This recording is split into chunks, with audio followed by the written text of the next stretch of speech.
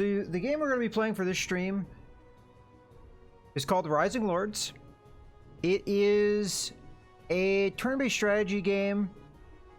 Comparison I've heard is for Rising Lords is Lord of the Realms, the old Lord of the Realms games. But it's been such a long time since I've played any of the Lord of the Realms games. I played the second one. I don't really remember exactly how that one plays to really draw that comparison myself. I have played this for a few hours to get a general idea of how it's played. I will point out this is very much in early access at the moment, and I have definitely noticed some issues with the game. Not only is not all the content in the game yet, but I have two complaints already. One, and I guess we'll see this as we go, is the time it takes for a turn to be calculated from one turn to the next is pretty long. And I have a pretty good system, so that's not the reason why. I'm not exactly sure why it takes so long to calculate a turn in between. So that's one issue I've kind of noticed so far. The other one that was more of a significant issue is the one playthrough I was doing to learn the game. My save file got corrupted and I couldn't load it in without crashing the game. So, also, weirdly enough, so there is auto saves that happen, but they're kind of limited. They're only within like a couple turns of each other. But my manual save was the same thing as the auto save, which is not when I did the manual save. So something funky with the saves. I don't know. It's not going to really matter for the course of what we're going to do today, but we'll see. In any case, let's just start up a new game here. So you get to name your character. We're just going to be Lord Mouse von House. And we're going to jump right in. So I haven't really played around too much with all the different starts, but as far as I know, Quick Battle is just going to jump you into something that has like randomized settings and stuff, whereas the scenarios is going to be where you actually pick your map and everything. So this is the setup that I played my test playthrough on. Although it looks like, so I played a little bit on this computer and I played a little bit on my, I have like a laptop. And it seems like cloud saves are not working because this is not exactly, it's the same map. But this is okay to learn with. You can have up to 4 players, including yourself, 3 of which would be the CPU in this case. And that's your limit no matter what scenario you pick. But this is kind of a basic one to learn the game. We're going to do something a little bit more complicated, though. I want more regions. I think this one's the biggest map in the game so far, so 30 regions, as opposed to the one I played with before, which only had 4. We might do this one, 19 regions. Let's see what else we got. 12 regions, 11 regions, and then... Okay, so we have a few that are 11 regions. Now, looking at this map, I find this interesting because, like, for example, this one. So there's a region here that's really built up, but several regions that are not. So some of these I'm going to have to look at carefully because it seems like they're not necessarily the most balanced setup. So if I go back to that initial one, the one I did my playtest with, which would be Meath here. All of the locations are fairly the same. You have your town and a couple different things that have built off of it with walls around them, and then you have a castle. All 4 sections have that, so fairly even. Let's see. This one's also pretty much the same, although you don't have a castle. But your town's a little bit more built up as a difference. Okay. 1, 2, 3, 4, 5. Well, that'd be more than there are players, but it looks like if I were to guess, this is the region that you would start in. Like one of them, anyway. Okay. Now, I don't know where the players start. That's not something I've figured out. Yeah, this one seems fairly... Like, there's a couple regions that are built up, but most of them are not.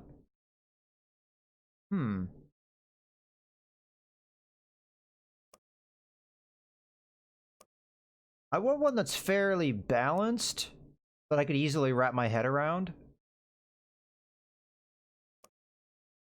Not sure we're going to easily get that, though. No.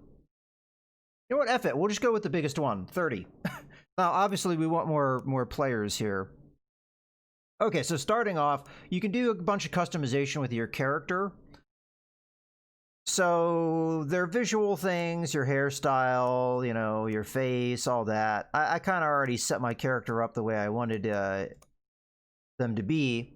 You do have some things you can add on. You get 1 point, and you can take some debuffs if you want. We have one that reduces harvest and animal growth. That seems kind of bad. General unit does not get morale boost. That might not be too bad. Morale is pretty important in this game, but it might not be too bad to take a morale penalty. I'm going to go ahead and deselect the one I have, and we'll kind of build our character from the start. So, popular, +2 happiness per turn. That could be pretty good. Inspiring doesn't give us a tooltip, so that might not be in the game yet. Can I take it? I can, I just don't know what it does. Alright. Painstaking, 10% less lost equipment when disbanding. I've never disbanded a unit, so I don't know exactly how that one works. And then we have items. General unit does 10 more damage. That seems pretty good. All your units start with 5 morale, so kind of the reverse of Craven, except this only affects your general unit. We'll see how that works once we get into combat. It says it's worth 0 points, but I suspect that's not correct. Yeah, it's actually worth 1 point.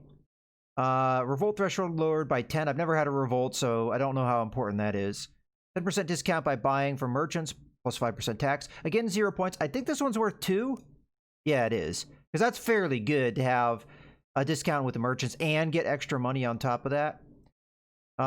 Recruiting armies. This is the one I played with in my one test playthrough. I don't think this one's all that important. It's only worth 1 point. General unit takes 25% damage, but also deals 25% damage. Extra stuff with cavalry. Cavalry's a little bit later game, so it's not good for the initial start. Plus 20 health in region with Lord, negates pestilence and vanishes them.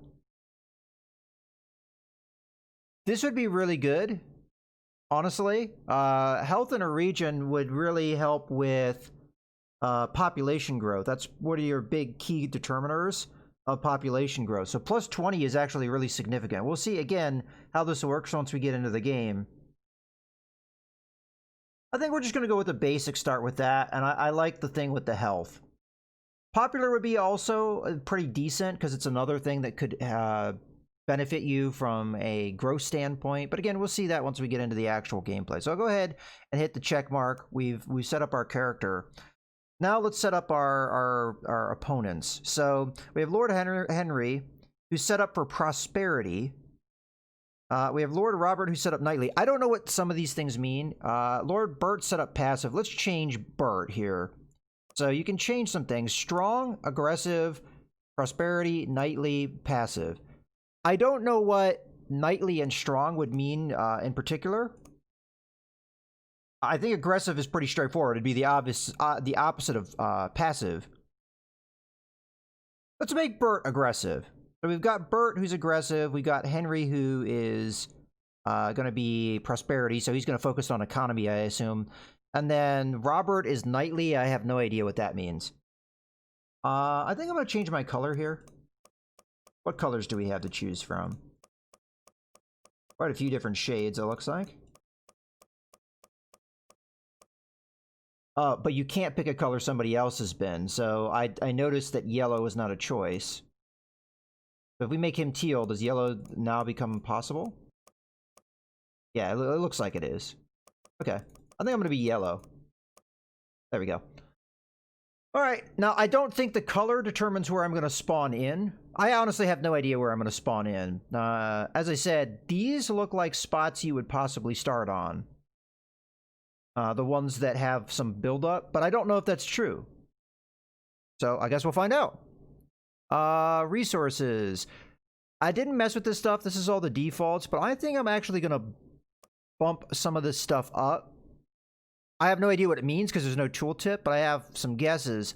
And the reason why I'm bumping this up is it takes a lot of turns to get things going, and I kind of just want to get things going a little bit quicker so we can get into action. So let's play the game.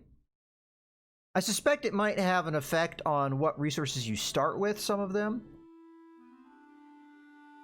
Let's see where we start and how many resources we're going to get. Because honestly, I don't know. The Meath start is a little bit more predictable because all of the regions have the same thing.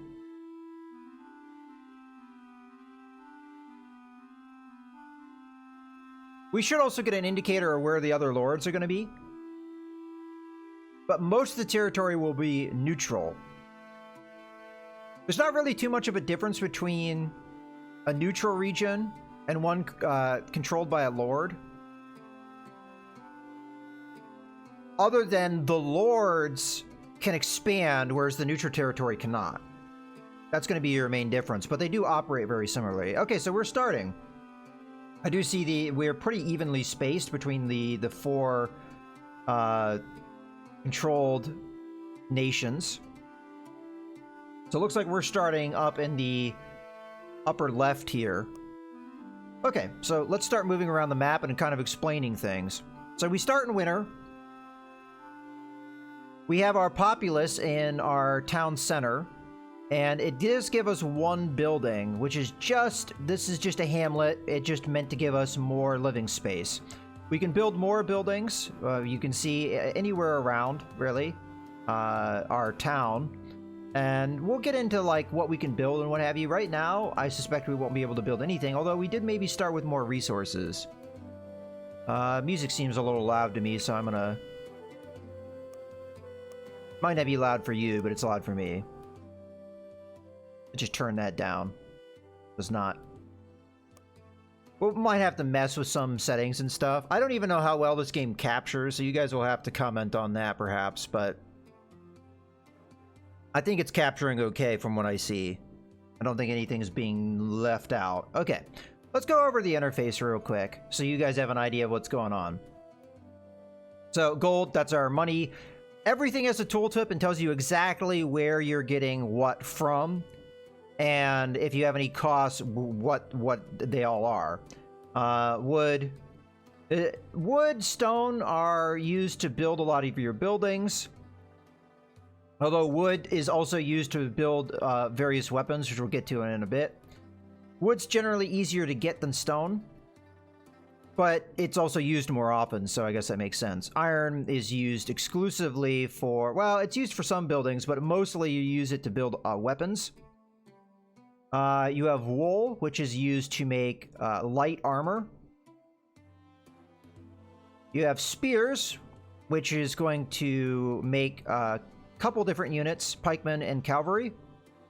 Cavalry also require horses, whereas the pikemen require light armor. Swords, this makes swordsmen and knights. The swordsmen require heavy armor. Knights I've not actually built, but I assume require horses and possibly heavy armor. For ranged weapons, they don't really break this down into separate categories, so this will build both bowmen and crossbowmen. The big difference being bowmen don't require anything else other than just the ranged weapon, whereas a crossbowman requires light armor as well.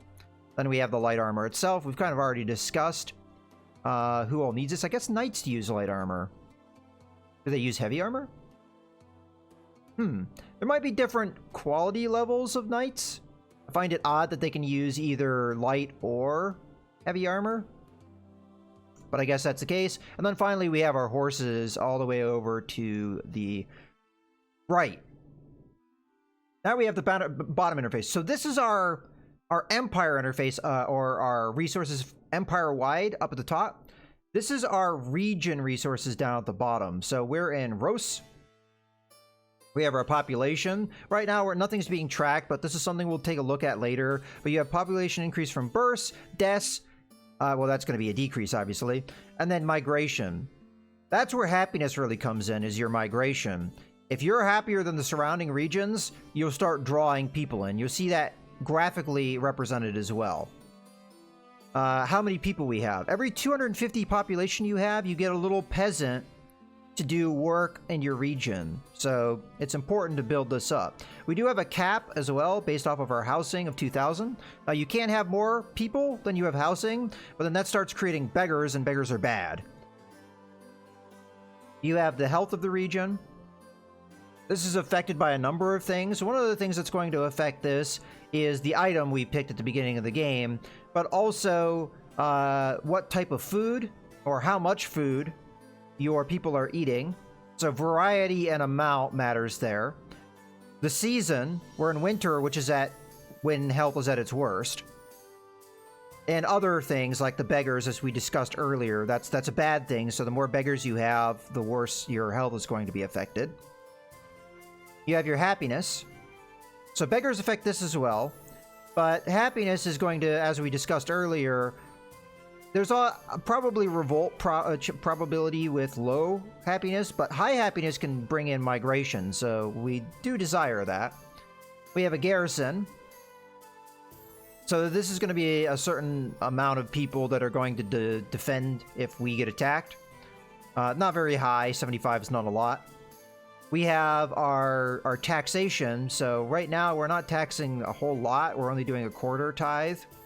And we're only giving half rations. I'm going to immediately change this to a full ration. And you'll note that happiness and health went up. Which is good, and we want that. We have our food sources, so wheat, sheep, horses, and cattle. Wheat is your pretty standard one.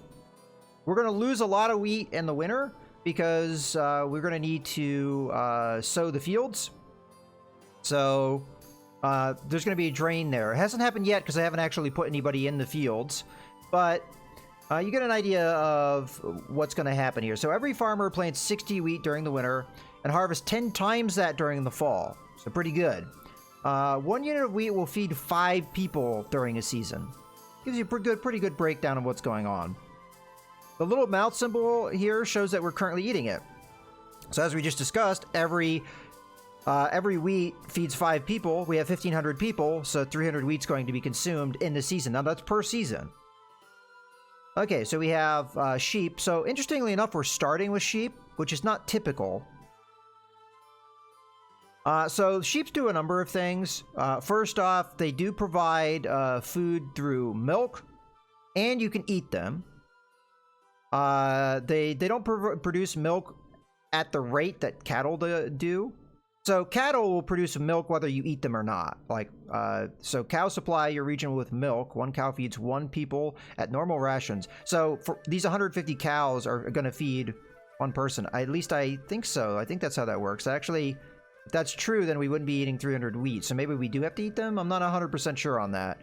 I thought they fed regardless. Maybe they do. I don't know. Oh, that's right, because we don't have a person working it. I think we'll see this change once we have a person working the cattle. We'll see. But cows also can be used as beef, which 1 cow feeds 10 people. We're not currently doing that, though. As far as the sheep goes, so sheep produce 40% as much milk, so it says 1 sheep feeds 4 people, but I'm not sure if that's correct, then. Huh. So there's a few things we have to work out here, because if cows produce milk whether or not you eat them, I mean, you still get the milk. But cows do 1 person. This is 4 people. That doesn't sound right. It should be 10 sheep feed 4 people, right? Well, we'll figure a lot of this stuff out. But yeah, okay. And then horses, you can't eat, but it's meant to be an emergency. So you're not really meant to do it, but you can if you're really tight on food. Which is why it's listed down here. Okay, I think that's enough talking about the resources and stuff. Let's get going. So we have our peasants. We have 6 of them. Based off of our population. At least I think that's correct. And we can move them around. So the border of our region, you can probably just see. It's this yellow dotted line here. The white is the neutral, so we have a neutral right next to us. So what we can work are these fields here. So this hex that I'm hovering over right now.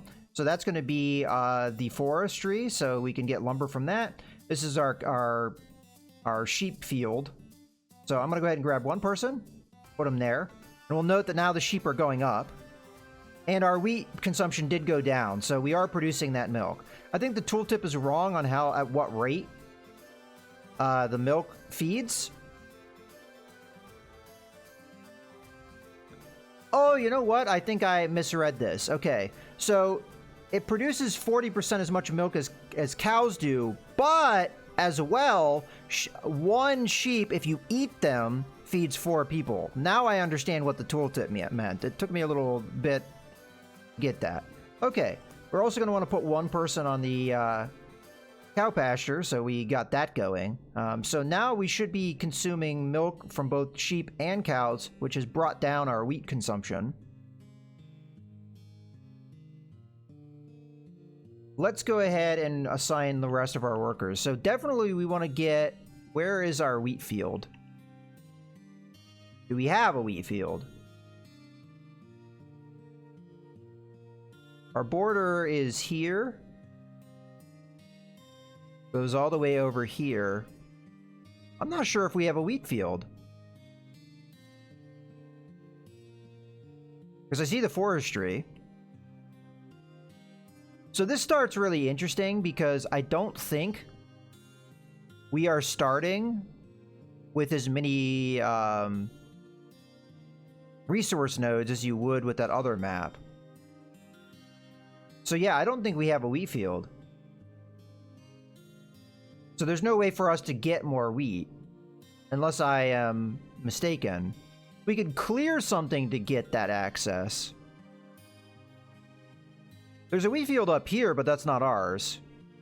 We might want to go and take these guys out as fast as possible then, because all I see here is a wheat field and then a couple pastures. Okay. And that would be kind of a dead end here, too. Yeah, so this is what a wheat field looks like. Is this like brown area? I'm looking around and I am not seeing that on our side, so I don't think we have one. What about our neighbor over here? Our neighbor over here doesn't appear to have one either. And then our neighbor over here, there's a wheat field there, but that's not part of this guy's region. Okay, so this region's fairly small. Yeah, okay, so we're just gonna have to make do with our sheep and cows. So our wheat will eventually burn out until we get our economy going. So there's a number of things we can do to try and get a wheat field, and I think that's a pretty good idea because I think it will take me too long to get a military going. Right now I have 50 of each. I could raise an army right this second if I wanted to. But if I did that, it would have a number of problems. It is possible, though, I could go and invade our neighbor. It would take 2 turns. I think this is probably... Oop, that's not what I'm going to do. Let's clear this instead. Yeah, see, this is another way for me to look at what we have, because it will highlight. Yeah, so we do not have a wheat field. That's fine. So, I need a progress of 6 to clear this field. It's full of brambles at the moment, but once I clear it, I can turn it into usable land, right? Progress is done per worker. So if I put 6 workers on this, it would get cleared instantly. Well, within a turn. I've only put 3, so it's going to take 2 turns to do. That's about as fast as I feel like I can comfortably do it. Our last worker we can do a number of things with. I could put him on either... How do I gauge an enemy's strength in military and economy? As far as I know, you can't. Let's see. It might be under diplomacy, although I might not have options with this. Unavailable in current version. That's weird because I had diplomacy on the other map. That's strange.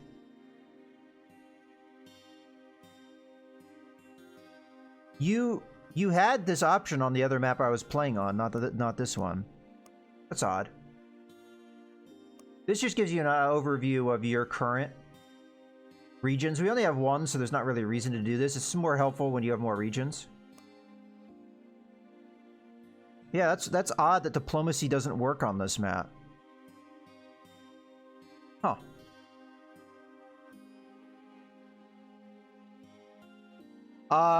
To be totally honest with you, I don't know, because there's a lot of fog of war in this game. Like, I can't see anything in this town right now.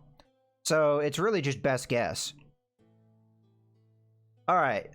So this last person, I can either have them go into... So we have an iron mine here. And we have the lumber. I do not have stone, which is... That's more of a problem, because I don't think even clearing the brambles gives me that. This guy up here only has a forestry from what I can see. He has a wheat field, so he can produce food, alright. So stone is going to be a priority, because we're not going to be able to build very many buildings without it. It looks like this guy right here has stone. So invading this area is going to be a pretty strong priority for us to get access to all the resources. Because the resources up here are empire-wide. So if you have stone drawing from this region, you can still use it in this region. So that's good. As far as building buildings, we are going to run into our population cap fairly soon. So I could have my one person build a building, which wouldn't necessarily be a bad thing. Let's go ahead and take a look at what we can build. So we've got a church. This will house 500 people. We could fairly easily afford this at the moment. And it does give us a bonus of 1 happiness, which is pretty nice. Walls, these are just used to defend, and they're not built in the hex, they're built around the hex. These are fairly expensive, so not likely going to do this right now. Although we could afford to do a wood wall, and that would be technically sustainable. But right now is not the time for doing that. This is how we make weapons. This is going to be probably the first thing I build. It only houses 250 people, but it will give us a forge to make all of our various weapons out of the resources we have. Manor is just basic housing, so it can fit 500 people, but it's a lot cheaper than the church, because you don't need stone to build it. You do need wool, but we can produce wool, so that's not really a problem. So we have no problem building manors if we need to expand in that way. We have an inn. We can also, I mean, this is very expensive. This increases your maximum population, enables you to put peasants on it to raise happiness. So this just works like a manor, but if you have spare people, they can sit on it, and it'll give you 1 happiness per person. Not really ideal. Then we have finally the town guard. This will give us a garrison, but it also, spearman garrison to be specific, but it also houses 250 people. I think we go ahead and get a smith up and running. If we want to build an army, although... we have an alright amount of starting gear, but if we want to build an army, getting a smith up and running is extremely important. So I'm going to go ahead and build this. It's going to cost us 50 iron, 50 stone, 200 wood, and 100 gold. So I'm going to go ahead and do that, because I only have 1 extra person. It will take me 6 turns, or close to it, to get that going. So I'm going to go ahead and go with the smith. And we'll go ahead and get that guy building it. So it's still 0 of 6 progress. So if I don't add any more workers to this, it's going to take me 6 turns. Okay. So that's the start for our turn. There's not a whole lot else I can do other than change the taxes and stuff. Happiness is going all right. I do want some taxes, because we might be able to get around some of our problems through various means. So let's just end the turn. We're going to move into spring. Unfortunately, because I didn't have a wheat field, I didn't get to plant the harvest. So... and this is what I'm talking about. It takes a long time for turns to progress in this game, unfortunately. So we're going to be sitting here for a while. And I really don't know why it takes this long.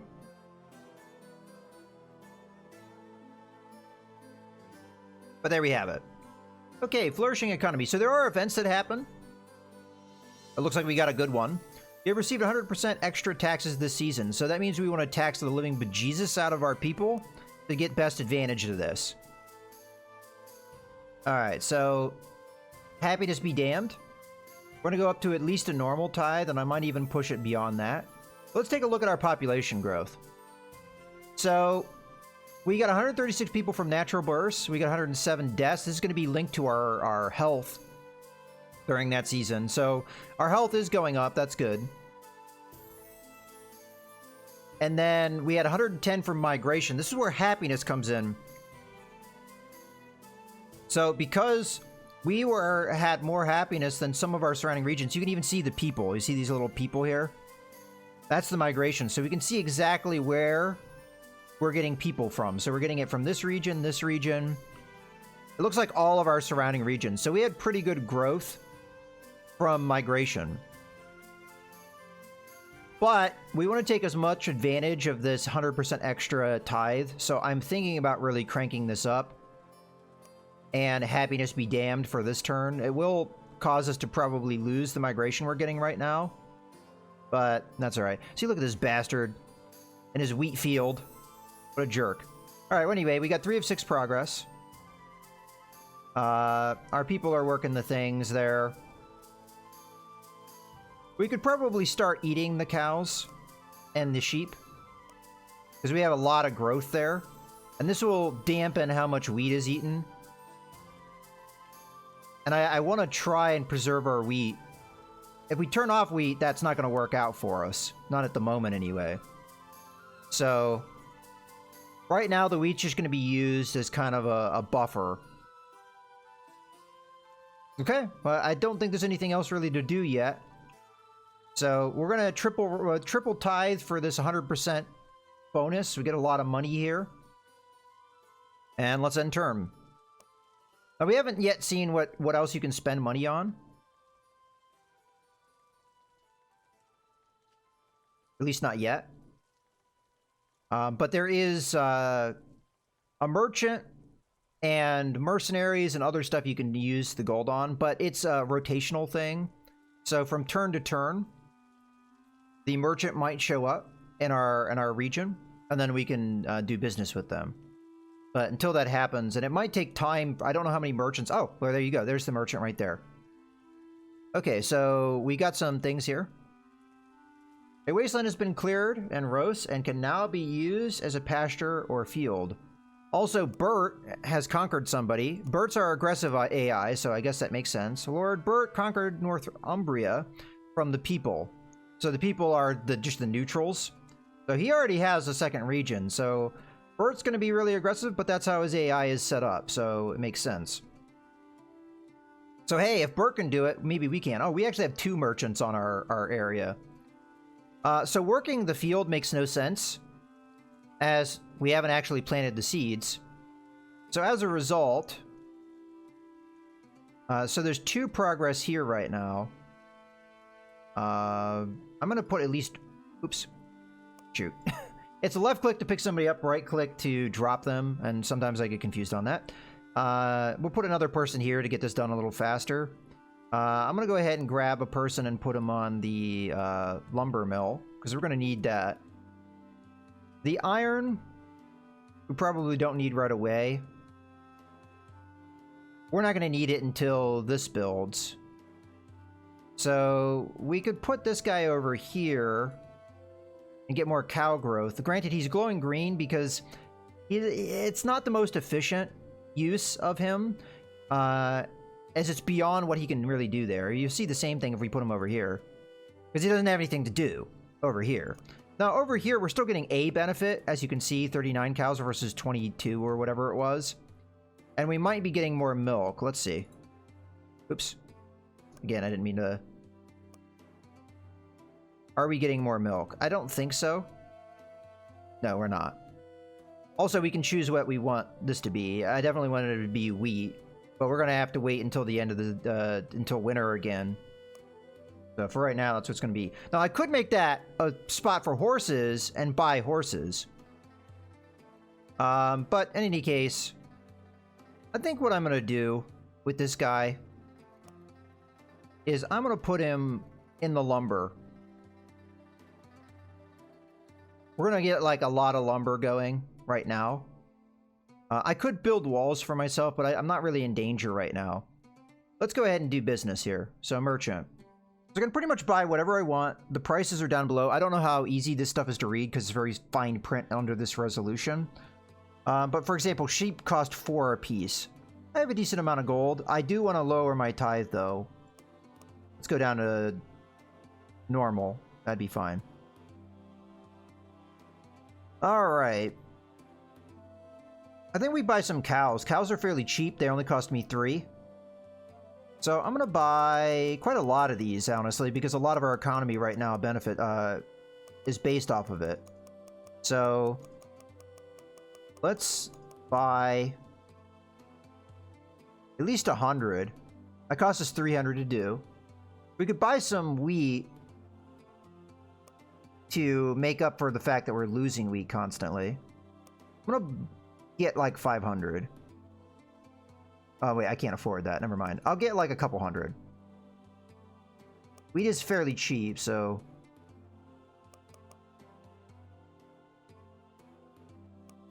that's probably good enough. 190. That will work. So we spent a lot of our gold, but right now gold isn't as important as getting our economy going. I'll buy a handful of sheep. What the hell? 10. There. Okay, so we now have almost 300 cows, which is good. That will help us curb the wheat going down as well. Okay, so again, that's just about everything we can do. Our migration has probably gone down. Yeah, we don't have any migration because we let our happiness dip. That's okay. Our happiness is going to start going up by 4 apiece.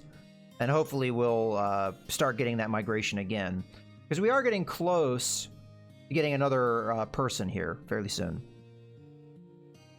Yeah, it is fine print. Yeah, sorry about that, guys. And hello, RC. Alright, let's go ahead and end turn.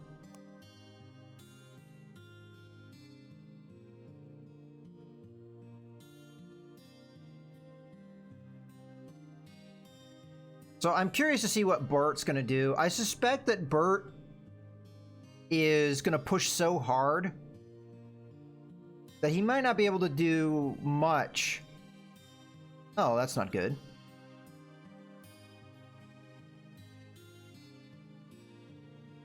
Okay, so this is something that can happen. Wild animals can show up from time to time. In this case, it's bears, which I'm going to assume are fairly difficult to deal with. So this bear has showed up in our forestry.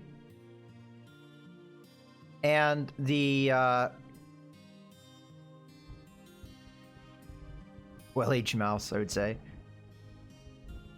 Oh, we also have a storm. I was wondering what that noise was.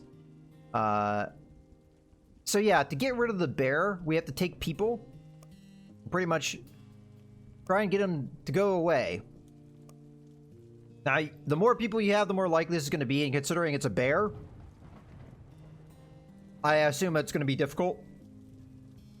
There's all different types of animals. Like you can get wolves, and wolves will show up and eat your sheep or your cows. So, you know, similar stuff can happen.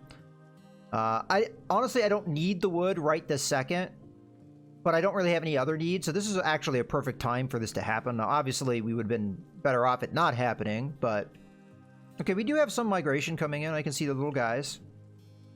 Looks like we're getting it from all the surrounding areas again. And we did get an extra person. I did notice that. So we gained 122 from migration. So this is really going to come in nicely for us. All right. Let's go ahead and end the turn one more time. Okay, so our smith is done. We're almost butting up against that population cap, so I might want to get a building something. I'd like a church, but churches are kind of expensive. Alright, fingers crossed the bear goes away. Oh, you gotta be kidding me.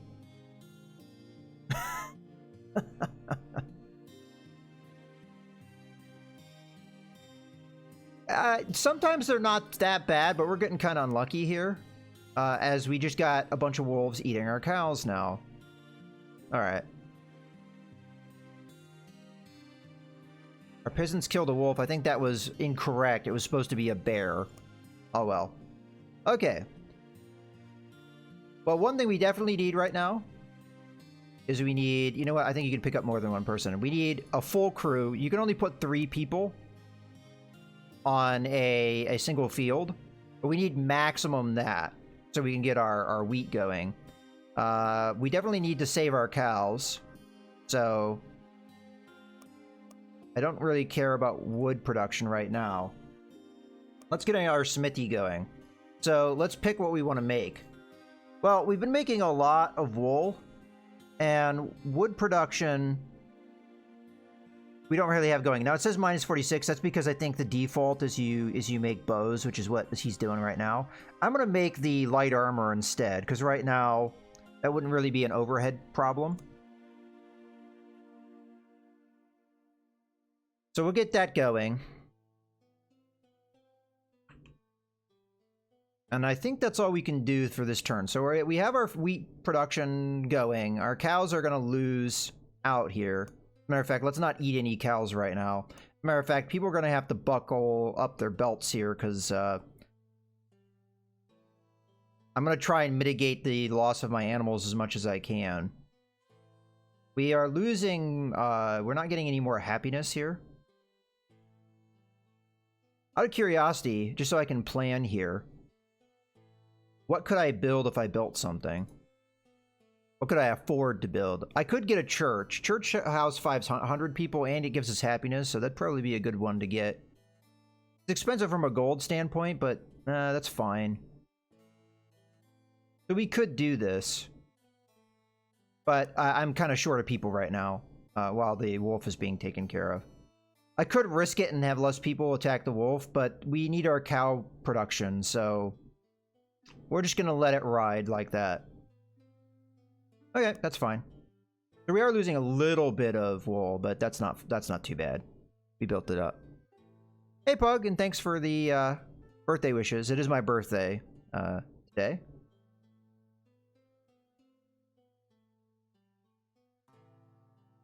Now you can get a hunter to show up, and then the hunter can take care of these animals for you. I don't know what determines that, though, whether a hunter shows up. The one time I got a hunter, the event said, because you've had a lot of animal activity, a hunter showed up. And I think he took the place of a normal peasant. So, considering the fact that you normally can't use him, I'm not sure how good that is. Because he only does anything if an animal shows up. But it is possible he keeps the animals away in the first place. And if that's true, then that's very good for us.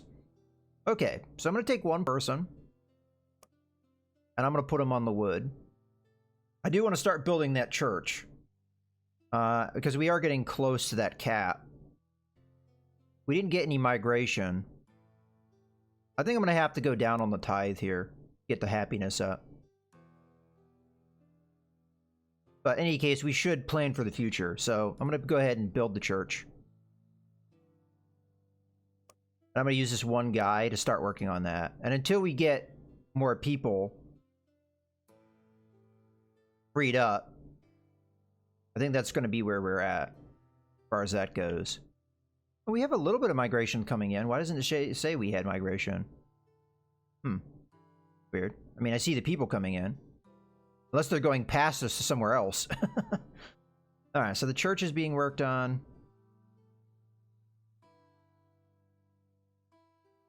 I think I'm happy with all this. I do want to change the production of our smithy here. So I would like... Let's even out. I'm going to grab some spears. We might do some military campaigning really quick here. But I would like to build up the spears to get them equal to light armor, and then we'll have some spearmen. So this guy down here, as far as I can tell, he doesn't really have a garrison or anything, so he's probably going to have the same kind of garrison I have, which is just 75 dudes. Then he might be able to raise up peasants, but peasants are just cannon fodder. So it's possible we'll be able to beat whatever is there, and we do want the stone, eventually. So I think next turn I make a push. Hopefully we get a merchant and I can buy more weapons too. Because I'd like more bows than we have, but oh well. Let's end turn. We gotta work with what we got.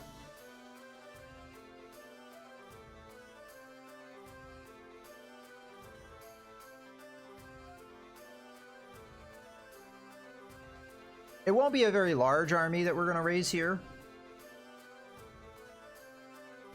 We'll see. Now, if a mercenary shows up, I wouldn't be able to afford him, because mercenaries cost about 1,500, I mean. Okay. So not a whole lot happened in that intervening turn. Alright, I'm going to pull it back up to a normal tithe, because I think we're starting to get that... Yeah, we're starting to get that migration in, which is what we want. Alright. Let's go ahead and raise an army here. So we click this button. Oh, I do want to change my production, though. How about you start making bows? Okay, let's build an army. Okay, so first thing I'm going to want to do is I'm going to spend the experience of my general. And this is your card building stuff. So I have 280 experience. So this cost me 100. So these guys are ones I already have unlocked.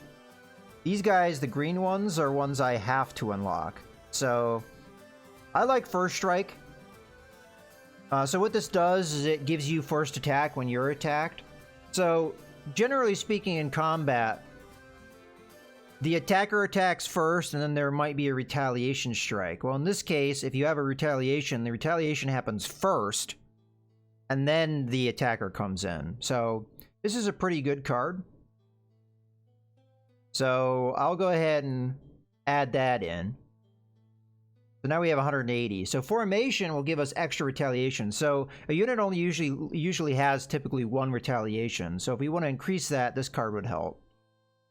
I personally like... do I already have it? I like fake orders, but I don't think I'm going to be able to afford it with what experience I have.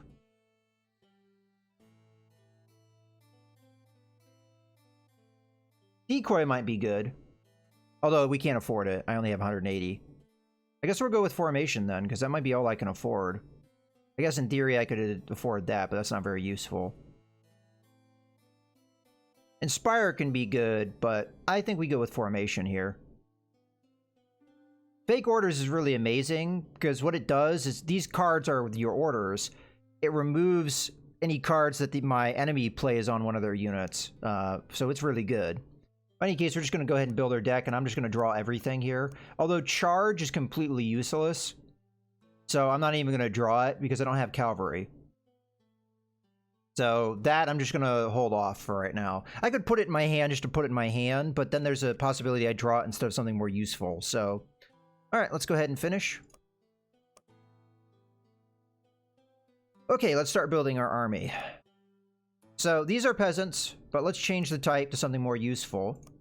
So we've got our spearmen. I'm just going to go ahead and max that out. Now note, as I'm building this army, it will plummet our happiness. It will draw people from our population. And it will cost me gold. We might not be able to afford this yet. We'll see. So 80 spearmen. We should have the resources to do some swordsmen. We'll do a max of that. And some archers. And that should be all our resources. So anything else I would build would be peasants. If I wanted to do that at all. Well, I am going to be losing one peasant out of this because my population will drop below 2,000. So I think I'm going to just to round out our army. I mean, peasants are generally just bad. They're cannon fodder. But I think I might draw a little bit of them. Let's say we do 80 to equal out our spearmen. Yeah, okay, so we're really plummeting our happiness with this. But, hey, you know, you gotta get things going. So this will be our army. Yes, muster army. And this, like, text is all blurry for me. I don't think this game is meant to run in the resolution I'm running it at. I don't know what resolution it's meant to be run at, but... Okay, so there's our army. It's not a very big army, but it will do for now. Okay, so to move things around, you pretty much move them by getting them... So you see this spot here, that's... You pretty much move to the border, and then you move to the town. So it's going to take us a couple turns here. So they have time to react, more or less. So I'm going to go here.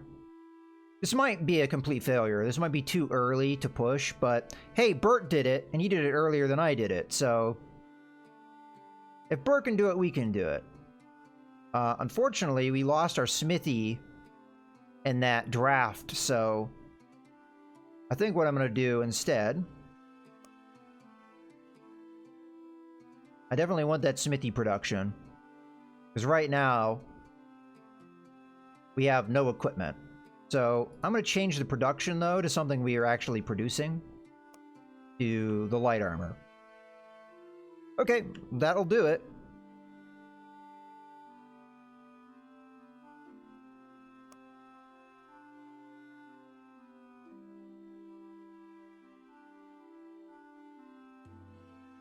So of our little band of men that we're sending out, our swordsmen are by far and away our best, but there's kind of a rock, paper, scissors style to this game. Archers work best against spearmen. Spearmen work best against cavalry. Cavalry works best against archers.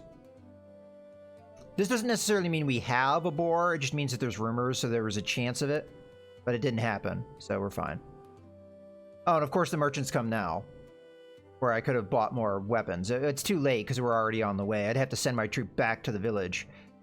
Because my guy is not here, our health plummeted because that is only in his region. But anyway, let's go ahead and send our army over to the adjacent village. And then, as far as other things to do... Oh, that's right, we're not eating our cows or our sheep. We should be doing that. Our harvest is coming in, so we're getting 1,600 wheat. So finally, our wheat's going to be back into a good spot.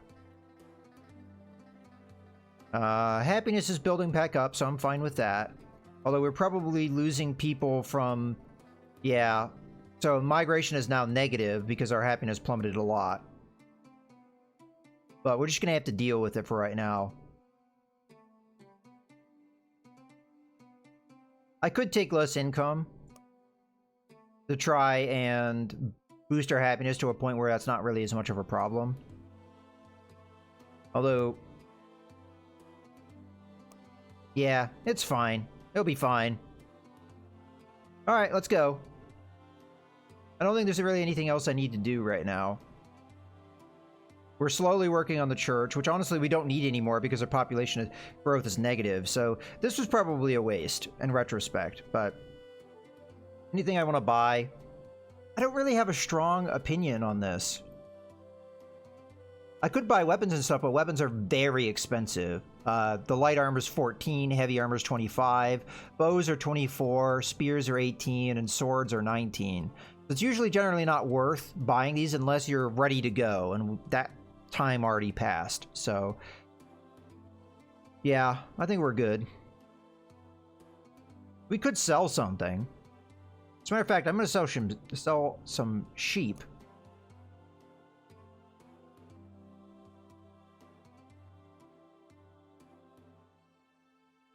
Because I think our cap is 500. Nah, that's fine. We can wait. Alright, let's end turn and have the combat happen, because that's what we're really here for.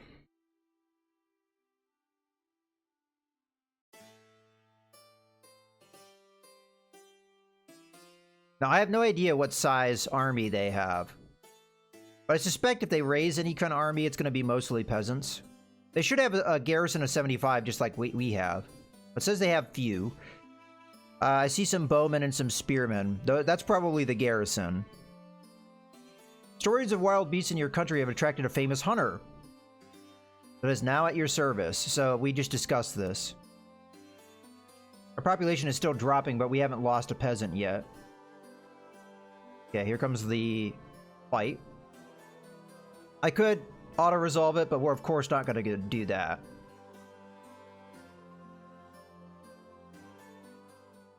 All right, here we go.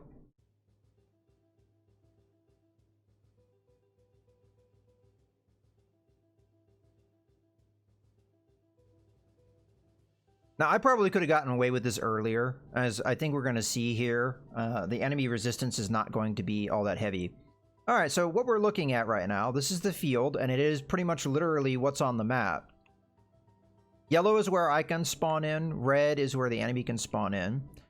This is our camp. If this gets taken, it will plummet our morale. Fortunately, it's in a kind of hard spot to get because this is water's impassable. So we could block it off by just putting one man here. Matter of fact, let's start putting our units. I think we put our archer here, but I don't want to place the archer first because it's kind of a back and forth placement. So I'm going to place our spearmen.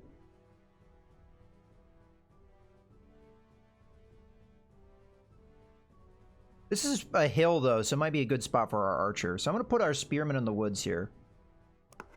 Right here. Okay, if they had a placement, they should have placed right now. They didn't. Put our archer on the hill.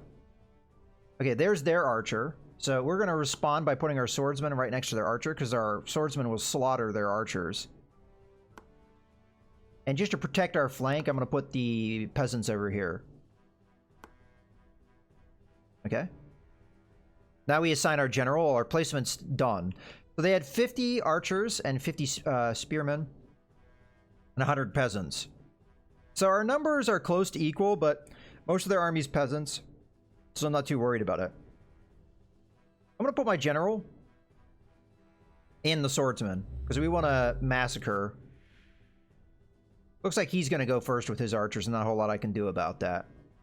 Here's our cards. We have formation, first strike, shields up. Shields up reduces the damage from archery.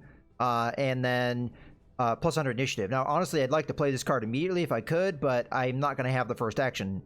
They are. So that's unfortunate, but it's just the way things fall.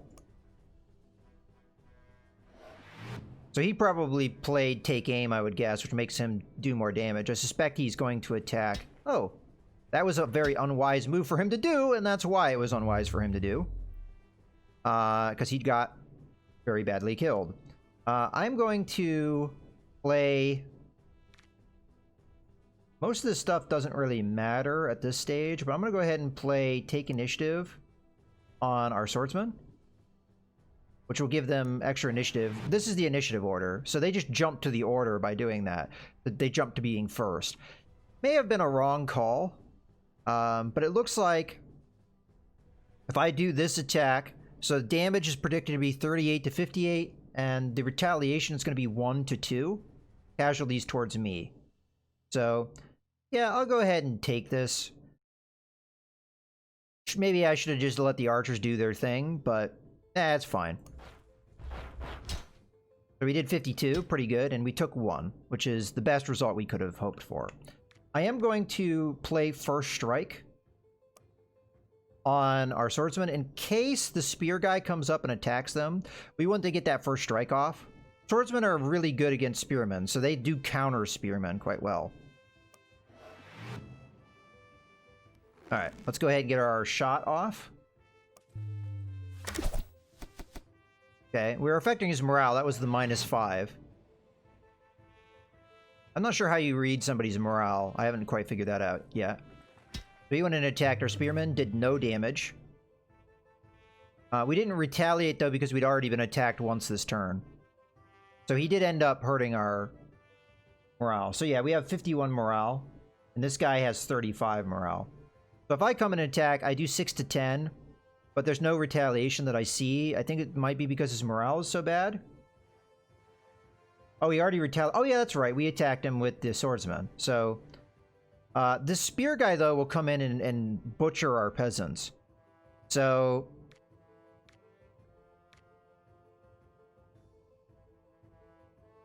I might just hold. I'm going to play this card, take aim. This will lower the initiative of the archer significantly, but it will make him do more damage. I'm going to have the peasant just hold. So I can right-click. I think it's a right-click. And just say entrench. Or I can delay. Let's delay. We'll let the spearman go. He keeps playing cards. This is where that one card, False Orders, would have played in. Okay, so now we can come after this guy. This will kill this guy anyway, so that's fine. Now, the spearman might retreat, because we're really destroying his morale. What's his morale at? He's at 40. Well, the general's there, though. I'll put the peasants up on the hill. Hopefully that gives them a little bit more defense. Okay. He's out of range. I'll put us into the forest. Alright, so we can swap units with this card. Don't really need it right now. In this case, our peasants aren't going to do too well against this guy. But we're out of range to attack, so I suspect he's the same. So let's go ahead and wait.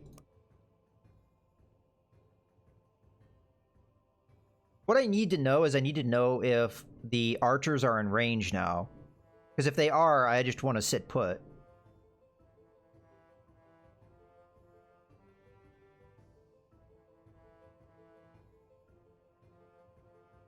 I'm not 100% sure what their range is. If it even says. 1, 2, 3. I suspect that their reach is probably 3. Alright, I'll move up a little bit.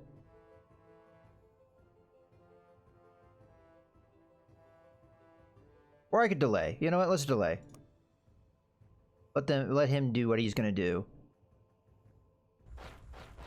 Yeah, okay, so that's what we wanted him to do. I can't attack, but what I need to do is I need to fill the hole. So this guy can't just go attack our archers, which is probably what he's trying to do.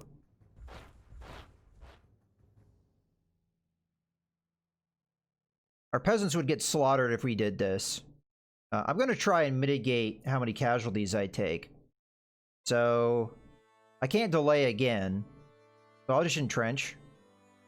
Now, the upside of me letting the peasants get slaughtered would be that there would be no retaliation. Well, he could have formation. I have no way of knowing that. No reason for me to play formation, though, because he only has one guy at this point. So I think we just entrench. So here, we would do 7 to 11, and he'd do 5 to 9. Now, he may have first strike, and if he does, then he'll hit us first. But we have to do something here. So I'm going to go ahead and attack. Oh, he just had formation, which I suspected he might. Okay, now we can start hitting him with the archers. Alright, so he has shield up, so that's his other card. He's already done his retaliation. So we can attack him. Oh, no. That's right, he has formation, so he has more retaliations. So I'm going to go ahead and delay. We'll hit him again with the spearman. He's going to have one more retaliation. We'll draw that. Oh, no, he's going to go first. Very much back and forth as a spearman. Okay, so I'm pretty sure his formation card's done. This will kill him, so it really doesn't matter. And he doesn't get a retaliation because we murdered him. Okay. So there we have it. So we lost 20 units, but we killed 200. So that went really well. But the quality of units was much more in our favor, as half their army was peasants, and then their archer made a really weird decision. So we were able to just destroy that.